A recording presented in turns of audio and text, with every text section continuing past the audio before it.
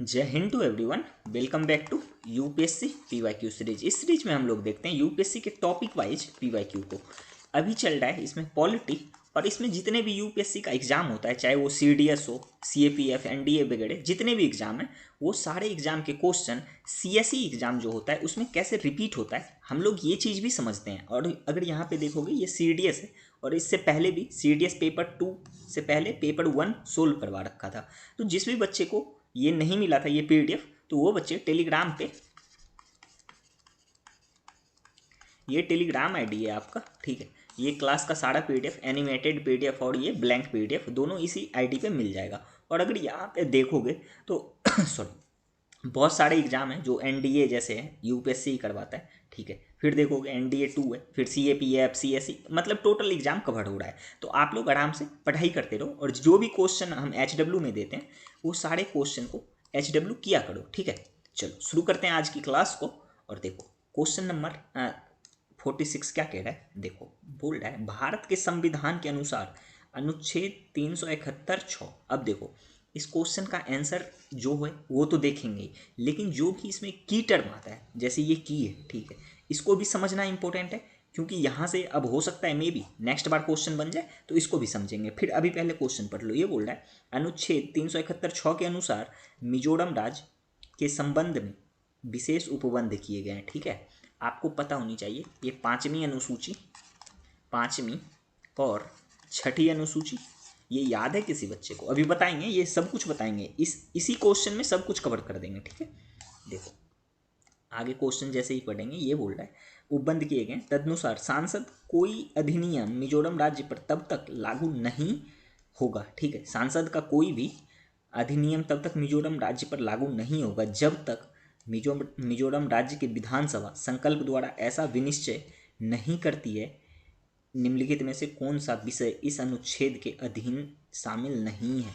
अब यहाँ पे देखोगे ना, ये क्वेश्चन लंबा है, और लंबा रहने से मतलब नहीं है, मेन बात है कि आपको अगर अनुच्छेद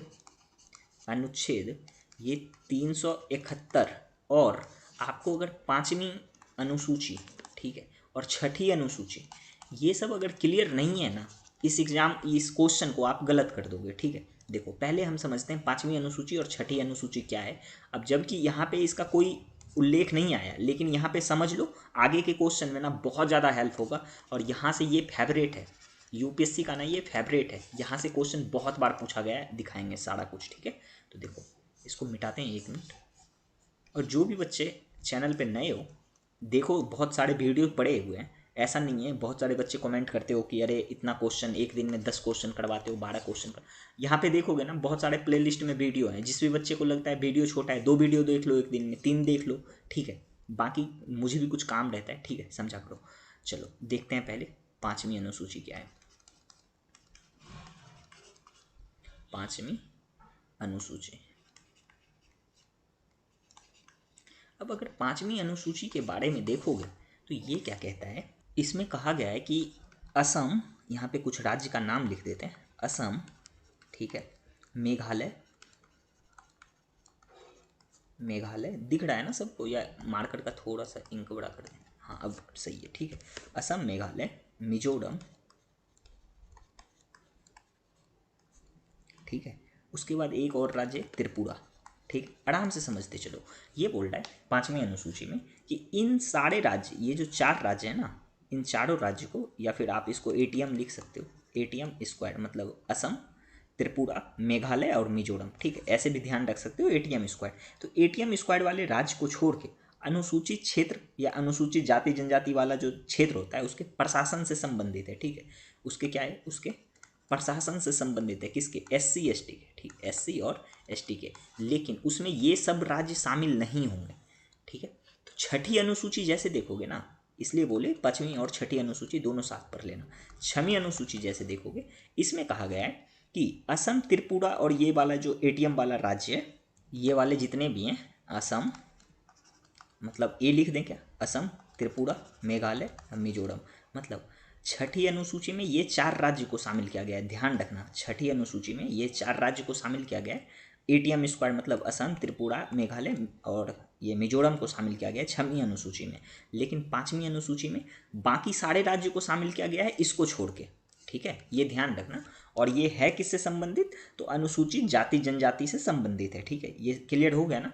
5वीं अनुसूची और 6वीं अनुसूची ये क्लियर रखो कि 6वीं अनुसूची में किसको किसको शामिल किया गया है। 6वीं अनुसूची में ATM स्क्वायर को, इसको क्या किया गया है, शामिल किया गया है। लेकिन 5वीं अनुसूची में क्या किया गया है, 5वीं अनुसूची में ATM इसको छोड़ के, इसको ATM स्क्वायर को छोड़ के बाकी जितने भी राज्य हैं सभी राज्य को इसमें शामिल किया गया है, सभी को, ठीक है, लेकिन इसको छोड़ दिया है क्योंकि इसको 6वीं अनुसूची में शामिल किया गया है। और 5वीं और 6ठी अनुसूची है किससे संबंधित, तो ये अनुसूची जाति जनजातीय क्षेत्र और प्रशासन से संबंधित है। तो इतना बात ध्यान रखना 5वीं और 6ठी अनुसूची के बारे में, ठीक है। अब चलो चलते हैं इस पर, 1 मिनट इसको इरेज कर देते हैं, जस्ट वेट। हर एक कॉन्सेप्ट को ना समझते चलो, क्योंकि एक क्वेश्चन में एक ही कॉन्सेप्ट नहीं होता है। ऐसे इसका आंसर बताना कोई बड़ी बात नहीं है, इसका आंसर आप लोग किताब में भी खोज सकते हो, बहुत सारे गाइड आते हैं मार्केट में, तो वहाँ पे कोई फ़ायदा नहीं है ना। आप एनालिसिस फिर किए क्या हो, PYQ का एनालिसिस फिर क्या किए हो। PYQ का एनालिसिस का मतलब होता है कि कोई भी क्वेश्चन है उसमें कोई भी कीवर्ड है ना, कोई भी कीवर्ड, उसका भी डिटेल से एनालिसिस होनी चाहिए। अब देखो यहाँ पे 371 ये क्या बोल रहा है, 371(6), अगर इसको देखोगे, अगर यहाँ पे ये वाला जो अनुच्छेद है 371(6), इसको जी कर लो, ठीक है, 371 जी कर लो, क्योंकि जब इंग्लिश में पढ़ोगे ना तो वो अच्छा रहेगा फिर पढ़ने में। और ऐसा वाला हिंदी में ना थोड़ा सा इंग्लिश भी देख लिया करो, हिंदी वाले जितने बच्चे हो। तो इसमें क्या कहा गया है, पहले तो यही देखो कि ये जो अनुच्छेद है ये कब पास किया गया था, तो इसको ना 53 में संविधान संशोधन से पास किया गया था, ठीक है। कौन से संविधान संशोधन से, 53वें संविधान संशोधन हुआ था 1986 में। हालांकि डेट वेट याद रखना उतना जरूरी नहीं है, बट ये ध्यान रखो कि इसमें था क्या, ठीक है। 1986 में मतलब प्रस्तावित किया गया था 53वें संविधान संशोधन के द्वारा। और इस वाले अनुच्छेद में कहा गया कि सांसद जो है, सांसद भारतीय संविधान का ये अनुच्छेद है जिसमें सांसद कोई भी अधिनियम,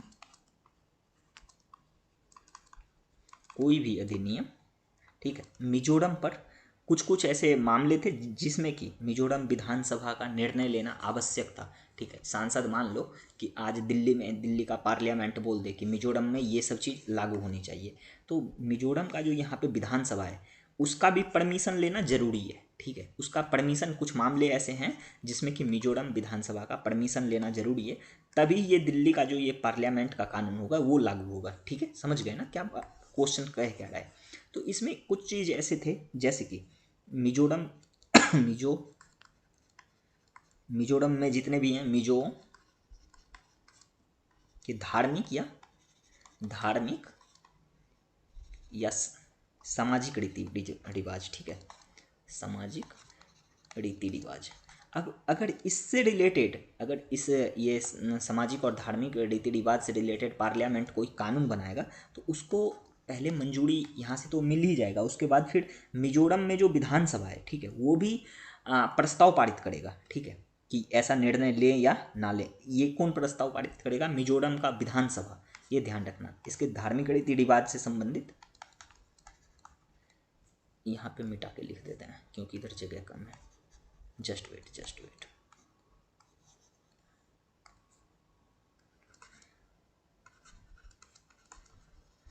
रीति रिवाज, अब अगर देखोगे ना दूसरा इसमें प्रथा रखा है रिवाज से संबंधित, ठीक। सारे बच्चे ना ऐसे वाले ब्लैंक PDF निकाल लो और लिखते चलो मेरे साथ, ठीक। उसके बाद है मिजो प्रथागत कानून प्रक्रिया, ये भी है मिजो का प्रथागत कानून प्रक्रिया। तो ये वाला जो है धार्मिक और सामाजिक प्रक्रिया, ये तो होगा नहीं।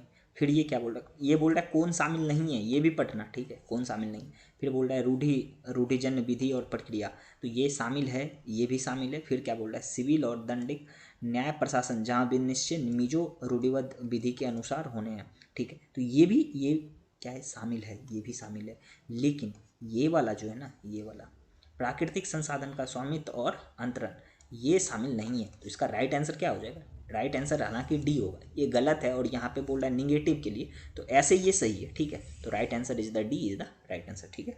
चलो नेक्स्ट क्वेश्चन देखें, क्वेश्चन नंबर 47। ये क्या बोल रहा है, सूचना प्रौद्योगिकी अधिनियम 2000 के अनुसार निम्नलिखित में से कौन से कथन सही है, और यहाँ पे बोल रहा है सही उत्तर का चयन करो। और ये क्वेश्चन बोल रहा है यह अधिनियम उपबंध करता है कि इलेक्ट्रॉनिक चिन्ह सिग्नेचर निम्नलिखित हस्ताक्षर की तरह विधिमान्य होगा। पहले सबसे पहले आपको ये पता होनी चाहिए कि ये है क्या, सूचना प्रौद्योगिकी अधिनियम 2000 है क्या, ठीक है। उसके बाद ये सब तो देखेंगे ही। फिर ये क्या बोल रहा है, केंद्र सरकार और राज्य सरकार दोनों को इलेक्ट्रॉनिक सिग्नेचर के संबंध में नियम बनाने की शक्ति प्रदान की गई है। चलो देखते हैं पहले ये सूचना प्रौद्योगिकी अधिनियम क्या है। तो यहाँ पे आप लोग मेरे साथ लिख लो, ये दिख रहा है ना बराबर, इसको थोड़ा सा बड़ा कर देते, ठीक है। देखो सूचना प्रौद्योगिकी अधिनियम 2000 क्या कहता है, साइबर कानून जो होता है, साइबर कानूनों को नियंत्रित करता है, ठीक है। साइबर कानून को क्या करता है, ये नियंत्रित करता है। अभी आप एक बात बताओ, सूचना प्रौद्योगिकी अधिनियम 2000 के तहत आपने क्या जाना कि ये साइबर कानून जो होता है उसको सबसे पहले तो ये नियंत्रित करता है, और ये अपराध को, जो साइबर अपराध होता है उसको रोकने में क्या करता है, साइबर अपराध, साइबर ठगी वगैरह जो होते हैं, ठीक है, उसको रोकने का प्रयास करता है, रोकता भी है, का प्रयास करता है, ठीक है। अब अगर देखोगे ना तो आप लोग एक बात बताओ, इसमें ज़्यादा शक्ति किसको मिल रहा होगा। आप लोग एक बात बताओ कि ये जितने भी कानून आते हैं जो कि संघ सूची, आप पढ़े हो ना, संघ सूची, उसके बाद राज्य सूची और संवर्ती सूची, ये पढ़े हो ना, या ये भी नहीं पता, ये कल ही बताएं। तो एक बात बताओ, इसमें सबसे ज़्यादा पावरफुल कौन होता है, सबसे ज़्यादा पावरफुल कौन सा सूची है, आप लोग कमेंट करके बताना। और यहाँ पे ना कल वाला अगर डिस्कशन देखे होंगे तो उसके अकॉर्डिंग यहाँ पे देखो क्या कह रहा है, केंद्र सरकार और राज्य सरकार दोनों को इलेक्ट्रॉनिक सिग्नेचर के संबंध में नियम बनाने की शक्ति है। कैसे भाई, ये कैसे कर कैसे रहा है, ये बोल रहा है केंद्र सरकार को भी और राज्य सरकार को भी। तो ये बताओ कि इसमें ज़्यादा पावरफुल वाला जो कल बताए थे हम कि कौन सा सूची है, ये बताए थे ना। अब भी मान लो कि कोई ऐसा जैसे गेम था, पबजी था। अब पबजी को कोई, आपको तो ऐसा नहीं सुनने में आया होगा कि पबजी को मान लो बिहार बंद किया या फिर पबजी यूपी में नहीं चलेगा, ठीक है। ये सब डिसीजन कौन लेते हैं, सेंट्रल ले रहा है, सेंट्रल बोलता है कि आज से पबजी नहीं चलेगा, आज से टिकटॉक नहीं चलेगा। ऐसा कभी सुनने में आया कि झारखंड ने टिकटॉक को बंद कर दिया, नहीं। क्योंकि भारत में जो भी ये इलेक्ट्रॉनिक वगैरह से रिलेटेड जो सबसे ज़्यादा महत्वपूर्ण डिसीजन लेता है, कौन लेता है, सेंट्रल लेता है। और यहाँ पे जैसे ही पढ़ोगे आप तो यहाँ पे ये बोल क्या रहा है, यहाँ पे पढ़ो, ये केंद्र सरकार और राज्य सरकार दोनों इलेक्ट्रॉनिक सिग्नेचर के संबंध में नियम बनाने की शक्ति प्रदान करता है।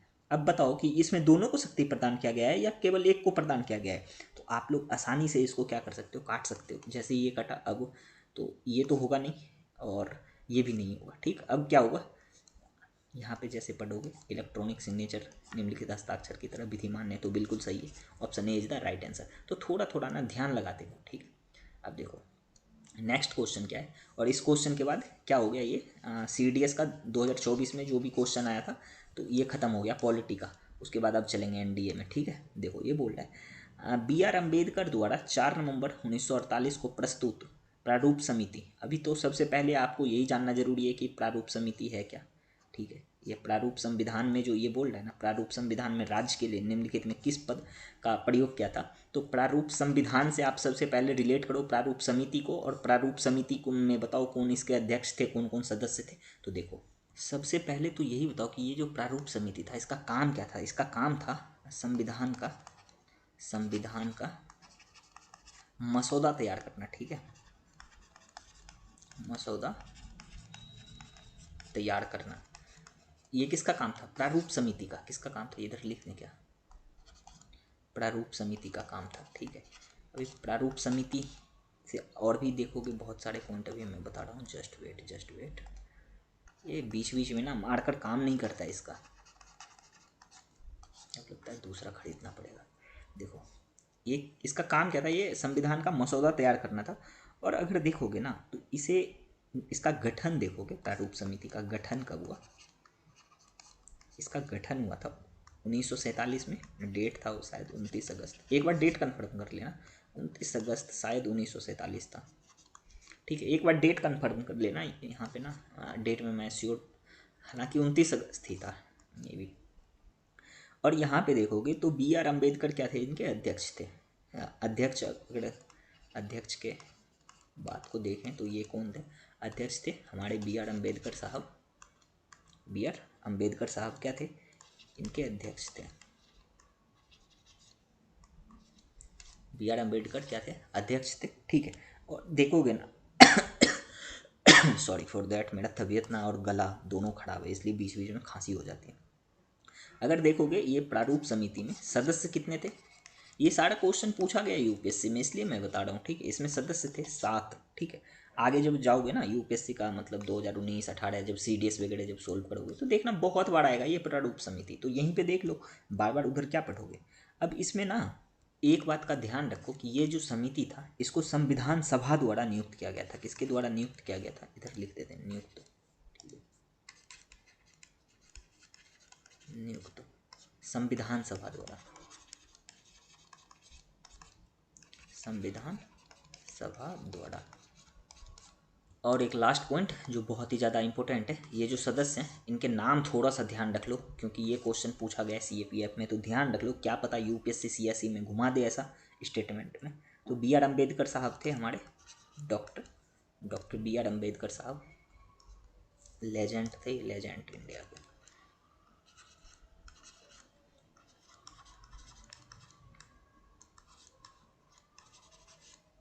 बी आर अम्बेडकर साहब थे, ठीक है।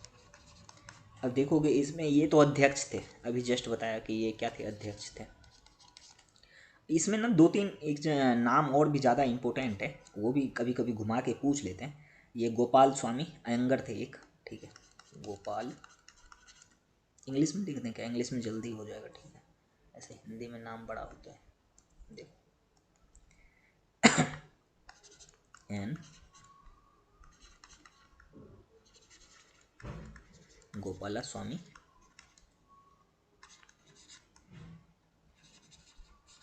अयंगर थे, ठीक है। उसके बाद एक और थे अल्लादी कृष्ण स्वामी थे, अल्लादी। ये नाम सब ना बहुत ज़्यादा इम्पोर्टेंट है, और ये समिति जो है ये अपने आप में बहुत ज़्यादा इम्पोर्टेंट है। अल्लादी कृष्ण स्वामी क्या थे,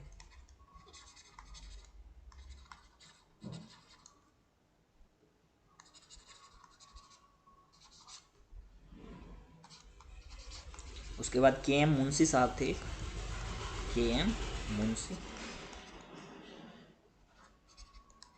के एम मुंशी साहब थे। उसके बाद एक थे सैयद मोहम्मद, एक नाम था इनका सैयद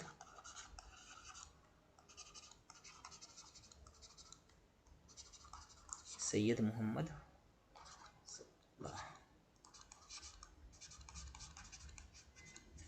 उसके बाद एक थे मित्तल साहब,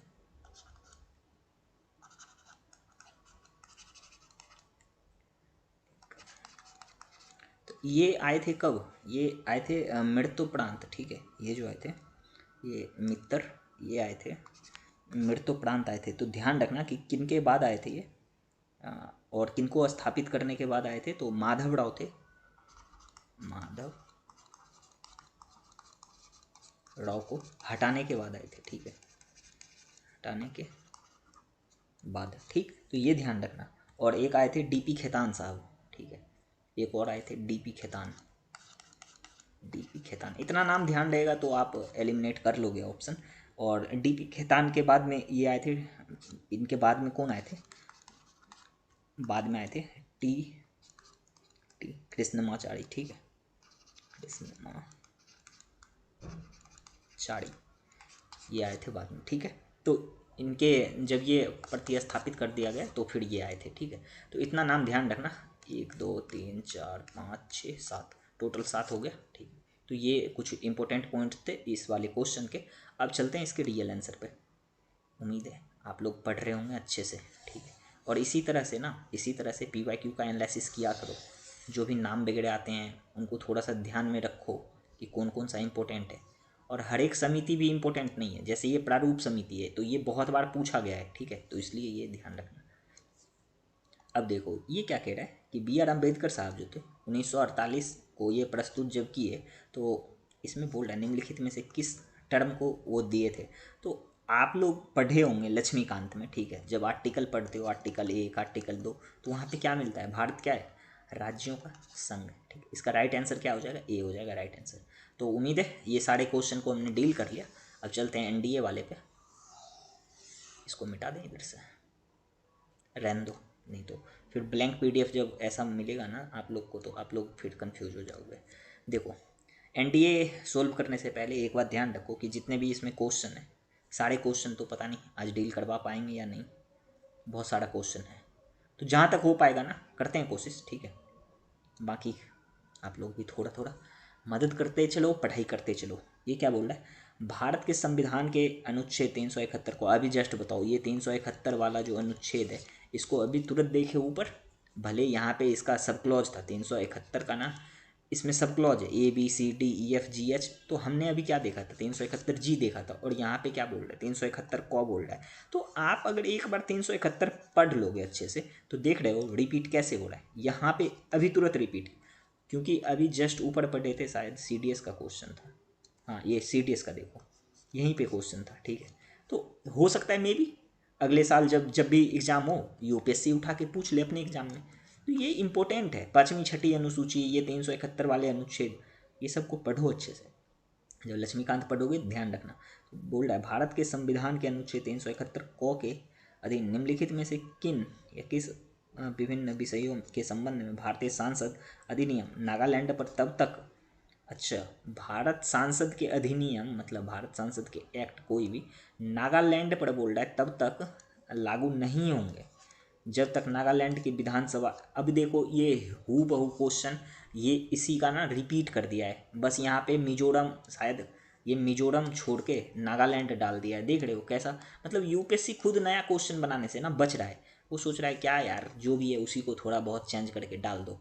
तो यहाँ पे मिजोरम था, वही क्वेश्चन था, भारत संविधान के अनुच्छेद के 371(6) के अनुसार मिजोरम राज्य का कोई विशेष उपबंध किए गए तदनुसार सांसद का कोई अधिनियम मिजोरम राज्य पर तब तक लागू नहीं होगा जब तक मिजोरम राज्य की विधानसभा संकल्प द्वारा ऐसा विनिश्चित नहीं करती है।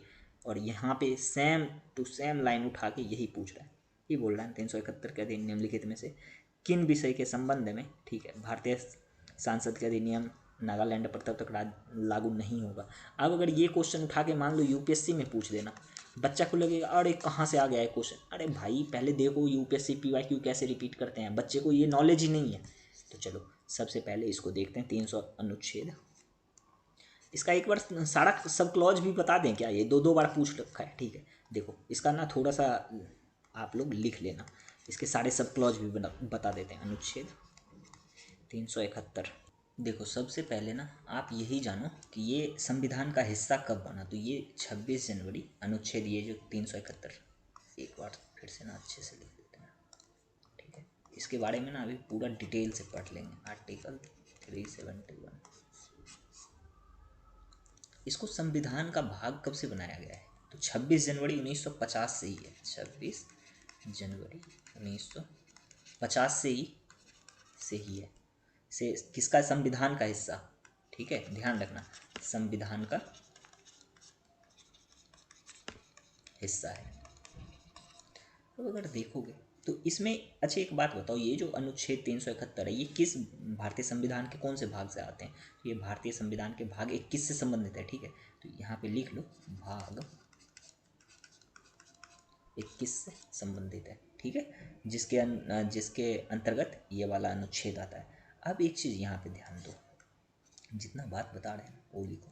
देखो ये करता क्या है कि सबसे पहले ना आप देखो कि इसके सब क्लॉज जो हैं, सब क्लॉज देखने से पहले इसी को देख लो। आर्टिकल जो है ये आपका आर्टिकल 371 ये संबंधित है सबसे पहले आपका गुजरात और महाराष्ट्र से। किससे, आर्टिकल 371 को देखोगे तो ये संबंधित है गुजरात और महाराष्ट्र से। तो इधर लिख देता हूँ गुजरात और महाराष्ट्र। क्यों संबंधित है अभी बता रहे हैं, एक गुजरात और इधर है महाराष्ट्र, ठीक है। देखो गुजरात में आपका सौराष्ट्र वाला जो क्षेत्र है, सौराष्ट्र कच्छ वाला क्षेत्र, उसके लिए ये राज्यपाल को कुछ शक्ति देता है, ठीक है, कुछ विशेष जिम्मेदारी देता है। गुजरात में कहाँ कहाँ के लिए, सौराष्ट्र और कच्छ वाला जो क्षेत्र है, ठीक है। इसी तरह महाराष्ट्र में देखोगे तो इधर विदर्भ वाला, ये वाला जो क्षेत्र है विदर्भ और मराठवाड़ा वाला क्षेत्र जो है, इसके लिए भी किसको, राज्यपाल को विशेष जिम्मेदारी देती है। कहाँ कहाँ के लिए, विदर्भ और मराठवाड़ा के लिए, ठीक है। अब देखो इसके सब क्लॉज जो हैं, इसके अब सब क्लॉज देखोगे 371, जैसे ए हो गया, ठीक है, बी हो गया, सी हो गया, तो ये सारे सब क्लॉज अब देखते हैं। अब बताओ सबसे पहले आपको ये समझ में आया आर्टिकल 30, ये 371 किससे संबंधित है, तो आर्टिकल 371 है सबसे पहले आप देखोगे कि ये कौन से भाग में, उसके बाद देखोगे ये संबंधित है गुजरात और महाराष्ट्र से, ठीक है। उसके बाद देखोगे इस संविधान में कहाँ पे ये शामिल किया गया था, और उसके बाद इसके सब क्लॉज देखोगे 371 ए। तो 371 ए क्या कहता है, अब देखो 371 ए में है कि नागा जितने भी हैं, नागाओं का धार्मिक और सामाजिक प्रथा जो होते हैं, उनके जो प्रथा होते हैं उनको लागू करने की, ठीक है, उसको सिविल और आपराधिक न्याय मामले हस्तांतरित तथा भूमि और संसाधन स्वामित्व हस्तांतरण शामिल करता है, ठीक है। और सांसद के लिए इसमें लिखा गया है, नागाओं के लिए, ये सब समझ में आ जाएगा आप जब वो पढ़ोगे ना पॉलिटी का बुक, तो अच्छे से समझ में आ जाएगा कि नागाओं के लिए सामाजिक धार्मिक प्रथा, ठीक है। उसके देखोगे कि सिविल और आपराधिक न्याय, ठीक है। ये सब आराम से पढ़ना, जब भी आप किताब पढ़ोगे ना तो ध्यान रखना कि वहाँ पे ये PYQ में आ रखा है, आपराधिक न्याय संबंध, ठीक है।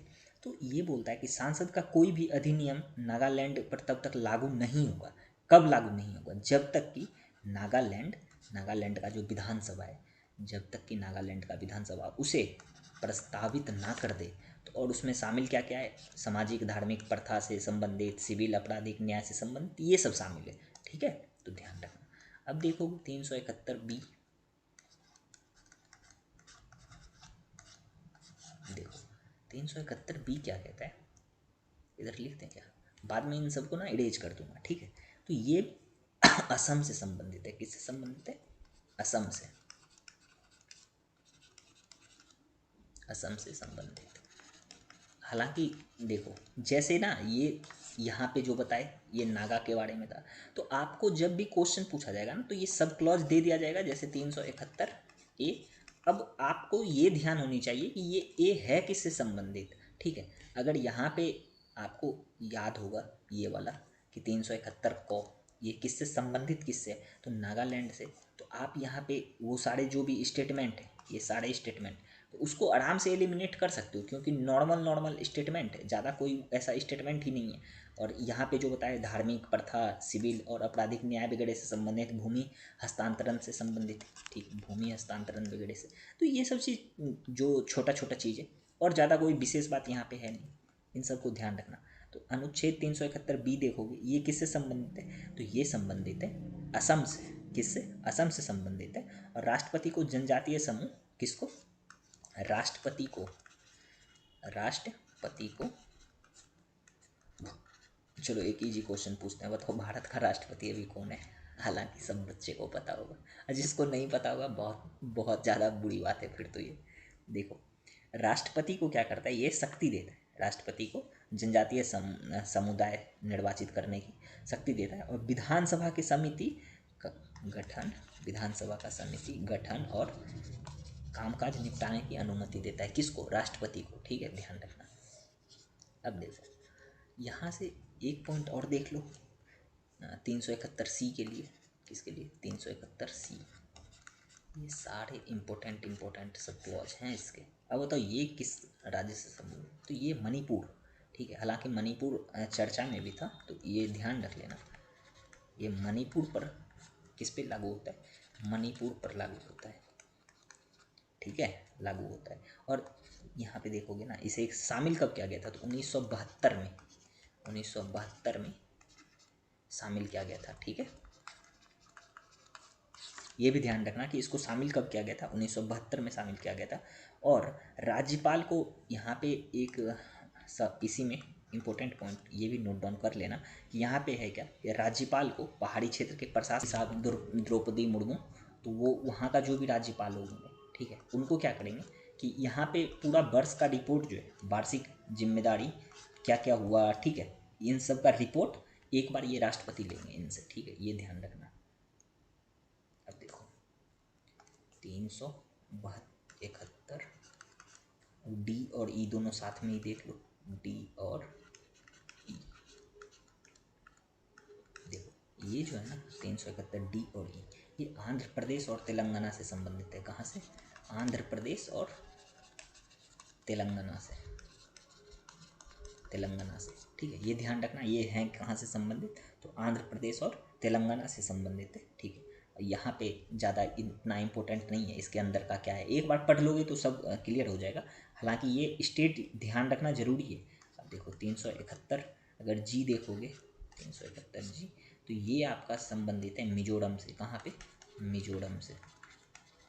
और वही सारी बात यहाँ भी है कि कोई सामाजिक प्रथा है, ठीक है, उसको जब तक वहाँ के विधानसभा पारित नहीं करेंगे तो वो वहाँ पे लागू नहीं होगा। तो ये सब चीज़ एक बार पढ़ लेना बुक से। अगर देखोगे इसके 371 एच को, तो ये अरुणाचल प्रदेश के लिए, किसके लिए?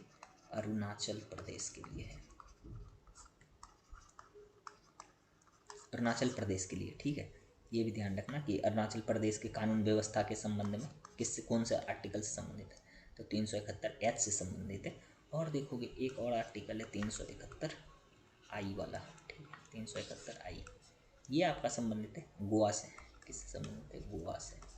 अब इसमें कहा गया है कि गोवा का विधानसभा में कम से कम कितने? 30 सदस्य से कम नहीं होनी चाहिए। कहाँ पे? गोवा के विधानसभा में 30 सदस्य से कम नहीं होनी चाहिए, ठीक है, ये ध्यान रखना। उसके बाद एक है 371 जे, ये संबंधित है आपका कर्नाटक, ये कर्नाटक और हैदराबाद के क्षेत्र से, ठीक है, कर्नाटक और हैदराबाद के क्षेत्र से संबंधित है, ठीक है। यहाँ पे बोलता है कि ये विशेष राज्य का दर्जा जो मिलेगा और उसके बाद विकास बोर्ड की स्थापना होगी। तो ये सारे आर्टिकल एक बार लक्ष्मीकांत से आप लोग फिर से अच्छे से रीड कर लेना। यहाँ तो मैंने सिर्फ राज्य का नाम बताया, ज़्यादा बताएंगे तो 1 घंटे चला जाएगा इसी आर्टिकल को पढ़ने। जो भी इम्पोर्टेंट चीज़ था यहाँ पे बता दी, ठीक है। तो ये आज का क्लास यहीं पे रखें क्या? ठीक है, बहुत ज़्यादा टाइम भी हो गया, अब जाना है पढ़ाने के लिए भी। देखो जितने भी बच्चे हो ये सबको पढ़ते रहो, रिवीजन करते रहो, रिवीजन भी इम्पोर्टेंट है। और ये जितने भी सब क्लॉज हैं इसमें ये वाला जरूरी है, ए किससे संबंधित है, बी किससे, सी किससे, ये सब ध्यान रखना, डी किससे, ऐसा ना सब कुछ अगर एक बार ध्यान रखोगे तो अच्छा रहेगा, आप ही लोग के लिए अच्छा रहेगा, ठीक है। अब देखो जो भी बच्चे यूपीएससी का पेपर हिंदी लिटरेचर से दे रहे हो, हिंदी लिटरेचर से, उसके लिए एक बैच है, ये हिंदी लिटरेचर का बैच है जो कि 23 तारीख से शुरू है। इसमें बहुत सारे लेक्चर डले भी हैं, ठीक है, और इसमें पूरा कंप्लीट आपका सिलेबस कवर करवाया जाएगा। उसके बाद जितने भी PYQ अभी जो 2025 में एग्जाम हो गया उसको भी कवर करवाया जाएगा। फिर उसमें उत्तर लेखन, ठीक है, एक अच्छा शानदार उत्तर कैसे आप लिख सकते हो वो भी बताया जाएगा, प्लस कॉपी शेक भी इसी में शामिल है। और आपने अगर मान लो 6 दिन में ये वीकली डाउट सेशन जो है, पूरा संडे इसमें वीकली डाउट सेशन लाइव रहेगा, ठीक है। आप 6 दिन में जो भी पढ़ोगे उसको वीक में 7वें दिन आपको अगर कुछ भी डाउट आएगा तो यहाँ पे आप पूछ सकते हो लाइव में। उसके बाद हैंड रिटन PDF नोट ये सब तो मिलेंगे ही, ऑब्वियसली बात है। उसके बाद प्राइवेट ग्रुप रहेगा जिसमें आप कॉपी लिख के सेंड करोगे। बाइलिंगुअल बैच रहेगा, हिंदी इंग्लिश दोनों में। और एक्टिव रिवीजन सेशन, कोई भी जैसे क्लास शुरू होता है उससे पहले पिछला क्लास जो पढ़े हो उसका रिवीजन होगा। और बैच का फ़ी भी बहुत ज़्यादा मिनिमम है। तो जो भी बच्चे हिंदी ऑप्शनल से यूपीएससी देना चाह रहे हो एक बार जाके इसको देख लेना, और जो भी जानकारी चाहिए यहाँ पे आपको मिल जाएगा। हालांकि इतना सब कुछ कर लोगे ना, इतना सब कुछ, बहुत सारे बच्चे सिलेबस कवर ही नहीं कर पाते हैं, वो एक प्रिंटेड नोट ले आते हैं, पढ़ते रहते हैं अपने मन से, आज यहाँ कल वहाँ। और PYQ अगर एक बार लिख लोगे सारा तो फिर तो बल्ले बल्ले हो जाएगा, ठीक है। तो जिसको भी जुड़ना होगा यहाँ पे मैसेज कर लेना, ठीक है, और पता कर लेना। तो चलो मिलते हैं फिर कल एक नई वीडियो में, तब तक के लिए जय हिंद जय भारत।